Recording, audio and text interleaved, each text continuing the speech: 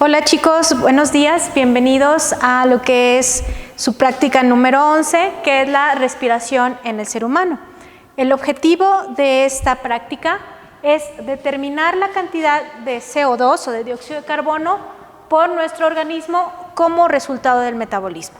Entonces el día de hoy, como nos menciona nuestra práctica, vamos a estar midiendo qué tanto dióxido de carbono estamos produciendo. De manera muy general, como verán incluso en la siguiente práctica, vemos que nuestro CO2 que obtenemos o que se forma en nuestro organismo es derivado del metabolismo que se lleva a cabo en las mitocondrias. Sin embargo, este CO2 tiene que eliminarse y tiene que haber un intercambio de oxígeno. ¿Dónde se lleva a cabo? Obviamente el intercambio CO2-oxígeno están implicados los pulmones y nuestros capilares, ¿sí? De tal manera que nuestros pulmones, al final de ellos, en la parte de las ramificaciones que contienen los pulmones, nosotros vamos a encontrar los alvéolos, que van a ser unos pequeños saquitos.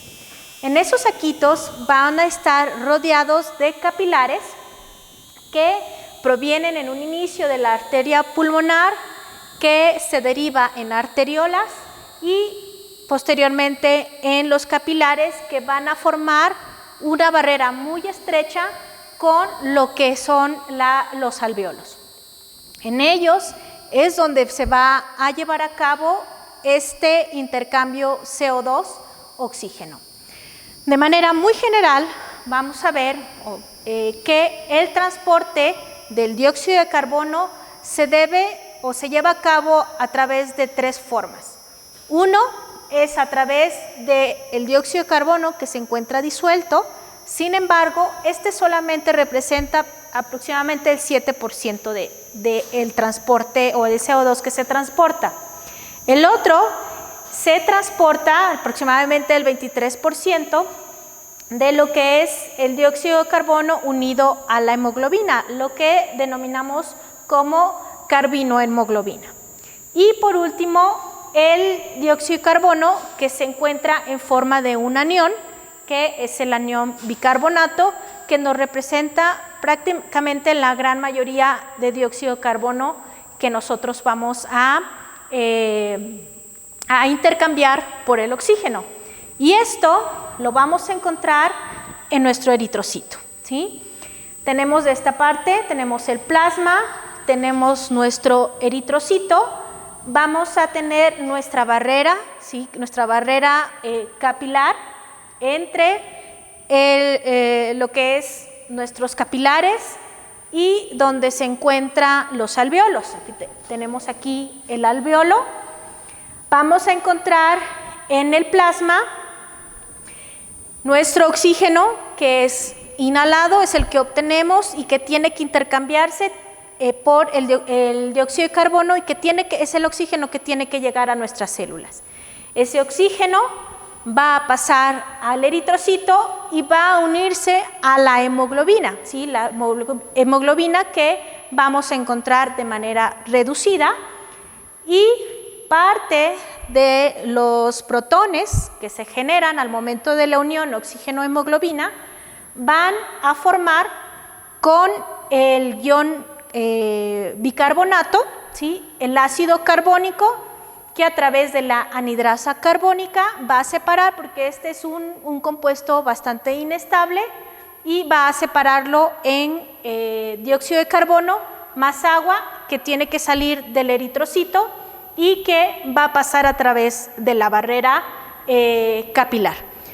Como ya hemos visto en clases de teoría, al ser el oxígeno y al ser el dióxido de carbono un gas, puede pasar fácilmente a través de las células sin necesidad de llevar algún tipo de transporte que requiera energía. De hecho, al ser un gas, es decir, una molécula pequeña que no tiene carga, puede pasar fácilmente a través del transporte de difusión simple, ¿sí? Además, tenemos el dióxido de carbono que se encuentra unido a hemoglobina, que también formará parte del dióxido de carbono que va a pasar hacia los alvéolos.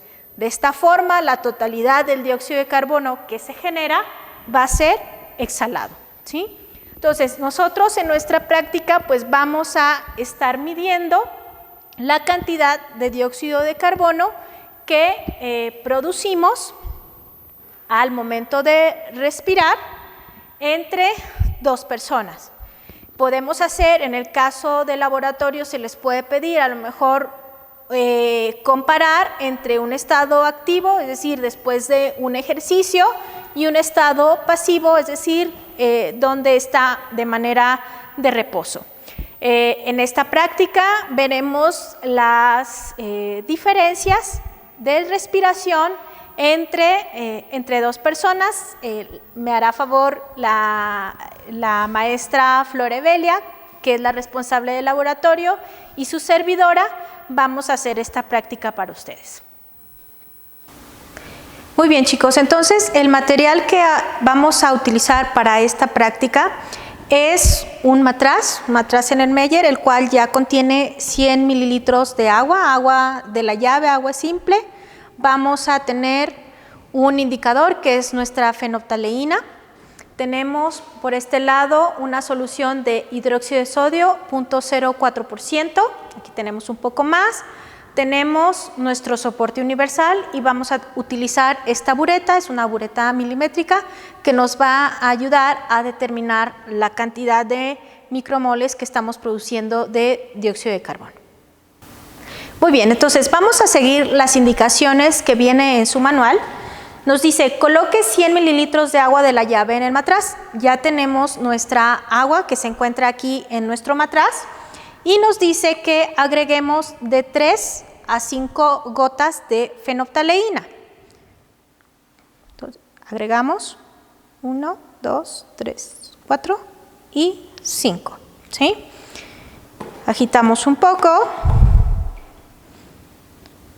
y nos pregunta nuestro manual que qué es lo que observamos. Vemos que pues, no genera nada. No tenemos un cambio de color, ¿sí? Para ello es importante que nosotros sepamos que nuestra fenolftaleína es un indicador de pH y la fenolftaleína nos permite identificar aquellas soluciones que son alcalinas, es decir, aquellas que tienen un pH superior a 7. En este caso no vemos ningún cambio, prácticamente no hay cambio, porque pues, nuestra agua está en un pH aproximadamente de 7. ¿Sí? Enseguida nos dice, usando un popote, burbujear en la solución anterior todo el aire expirado durante 1 minuto exacto. Inspire normalmente sin el tubo en la boca, pero expire a través del tubo. Empiece a contar el tiempo al principio de una inspiración y tenga cuidado de que el agua no salpique fuera del frasco. Entonces vamos a utilizar un popote y vamos a contar el tiempo, será 1 minuto en el cual yo voy a inspirar y voy a expirar todo el aire que se genere a partir de 1 minuto. Bien, chicos, entonces tenemos aquí nuestro matraz, el cual contiene solamente agua de la llave, agua simple. Vamos a agregar unas 5 gotitas de fenolftaleína. La fenolftaleína es un indicador de pH. Vemos que prácticamente no hay cambio debido a que el agua tiene un pH aproximadamente de 7. ¿Sí? Es un indicador, la fenolftaleína, de lo que son soluciones alcalinas, es decir, soluciones que están por encima del pH neutro, es decir, por encima de un pH de 7. Enseguida, nosotros vamos a colocar una cierta cantidad de solución de hidróxido de sodio hasta que veamos un cambio. ¿Sí? Tenemos aquí nuestra bureta, contiene 25 mililitros de hidróxido y vamos a abrir nuestra llave. Veamos que ahora comienza a cambiar nuestra solución de color. ¿sí? Veamos el cambio. Entonces, vamos a tener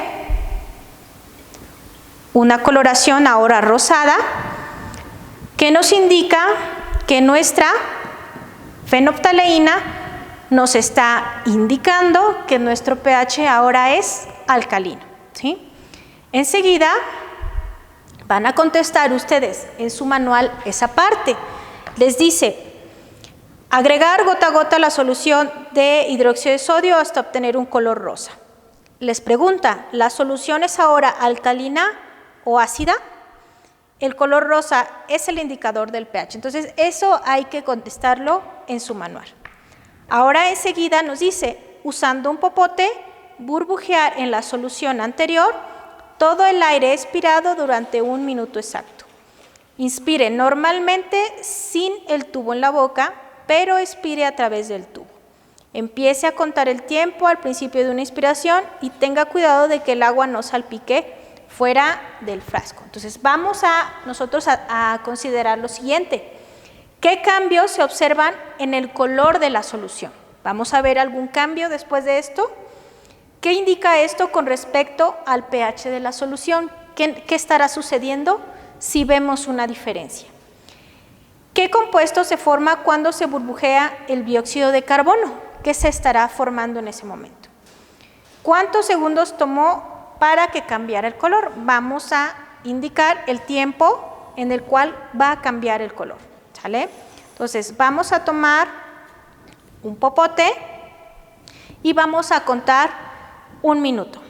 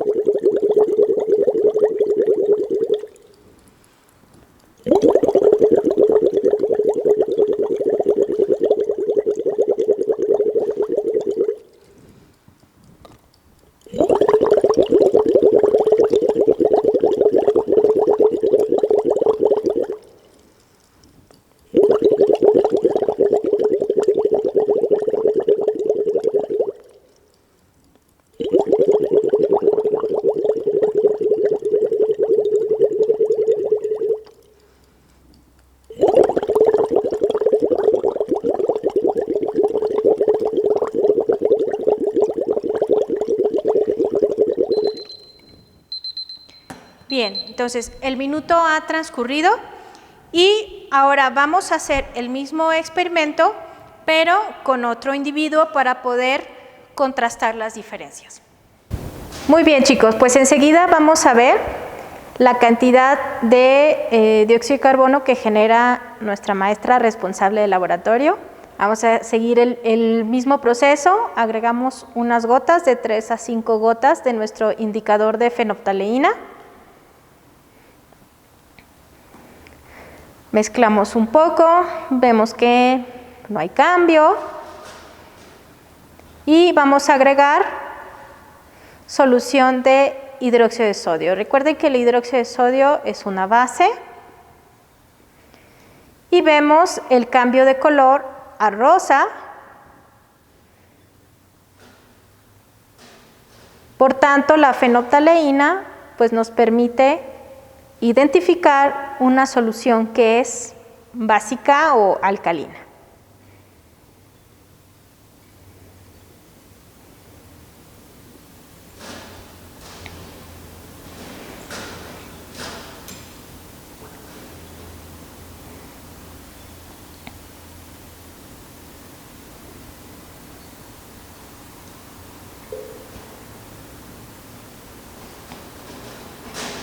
Enseguida, durante 1 minuto, la maestra va a inspirar y va a exhalar a través de un tubo en nuestro matrazo.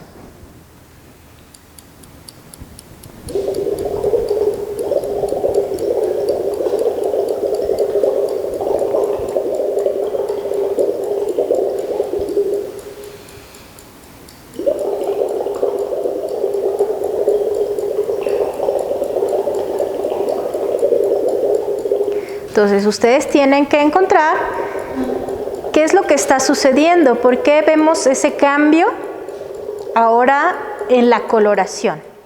¿Qué está pasando?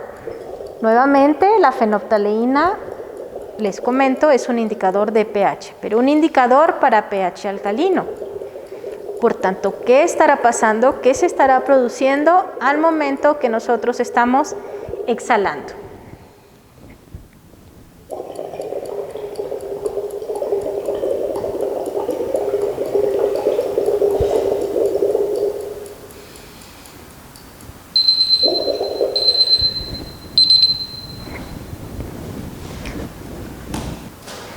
Muy bien, chicos, entonces ahora vamos a continuar con la siguiente parte de la práctica.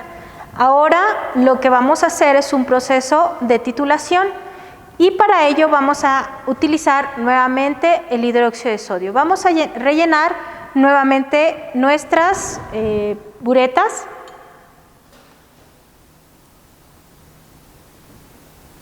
Para medir el volumen exacto que nosotros vamos a utilizar nuevamente hasta obtener o hacer girar el color, hacer virar el color nuevamente a un color rosado, ¿sale?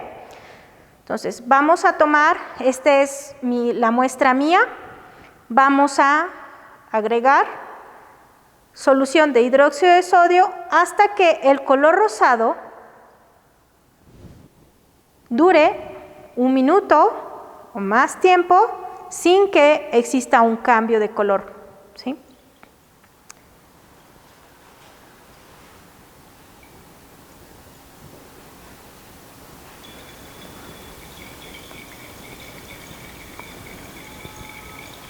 Vamos a ir agitando.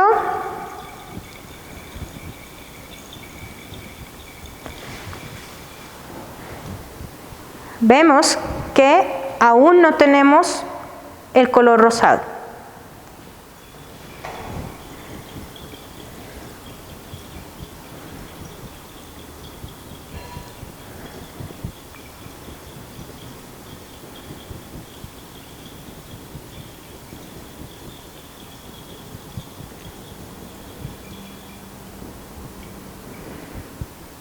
Si vemos que desaparece nuevamente, tenemos que seguir agregando hidróxido hasta que nuestra solución quede en un color rosado sin que vuelva a cambiar.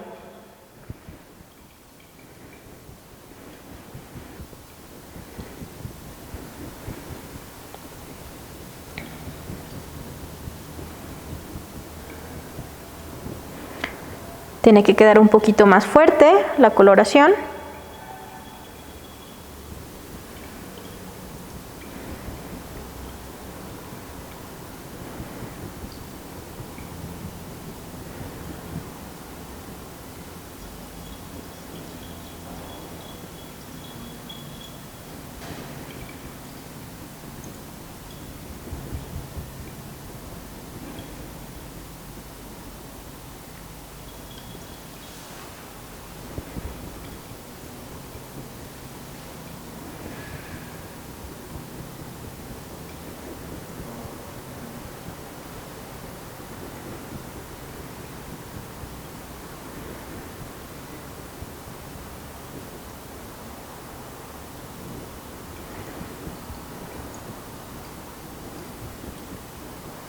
Bien, vamos a esperar, dejamos de agregar, vamos a esperar simplemente a que nuestra coloración ya no cambie. Si es así, si ya no cambia, lo vamos a dejar hasta ese volumen. Les vamos a dar tanto el tiempo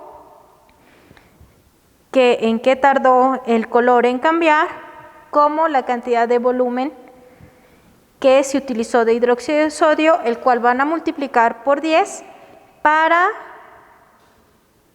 que ustedes obtengan la cantidad de micromolas de dióxido de carbono exhalado.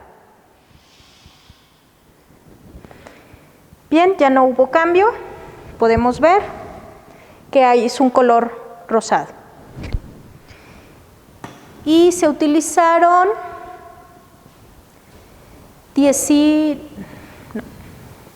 28.9 mililitros de solución de hidróxido de sodio para la primera muestra.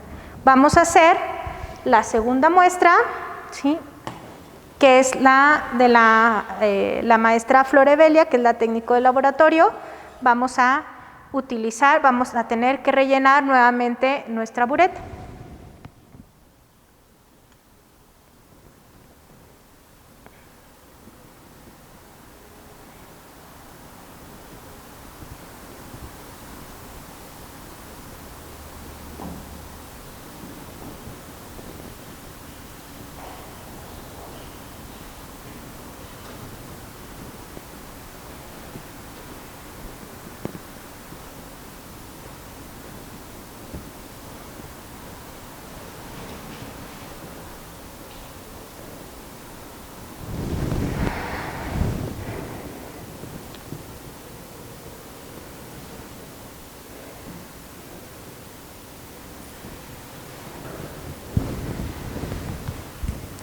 Bien, entonces vamos a hacer el mismo proceso.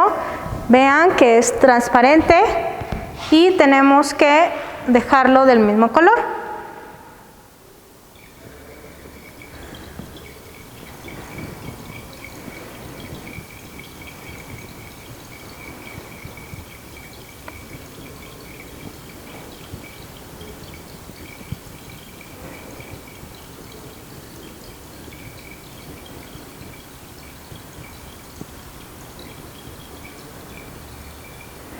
Recuerden que es importante considerar que la respiración varía de un individuo a otro, varía incluso por la altura del lugar donde nos encontramos, varía si la persona hace ejercicio o no lo hace, o si está enferma. Ahora, incluso por el COVID, ya lo saben, hay problemas respiratorios, ¿sí?, donde la presión de oxígeno, la cantidad de oxígeno que presentan, pues es menor a la de un individuo sano, ¿sale?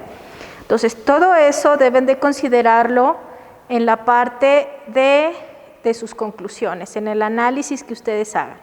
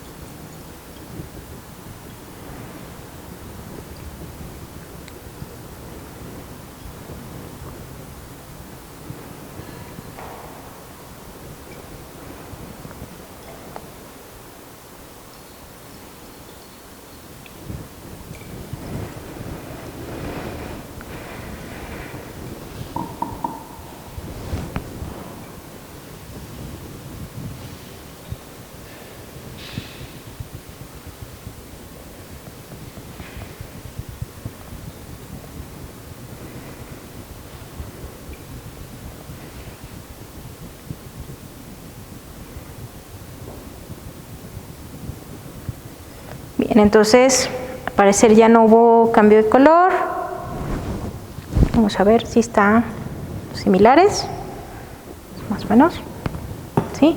Entonces, la cantidad de volumen que se utilizó es 18.4, ¿sí? A diferencia, en mi caso fue 19.9, ¿sí? Entonces, eso lo van a multiplicar por 10 y van a sacar el total de micromoles de dióxido de carbono, y con base a esos resultados pues van a explicar qué pudo haber pasado, por qué la diferencia, o si hay diferencia, o si hay una similitud. Eso lo van a integrar a su reporte. Entonces, de mi parte sería todo. Muchas gracias y pues en espera de que vean el siguiente video.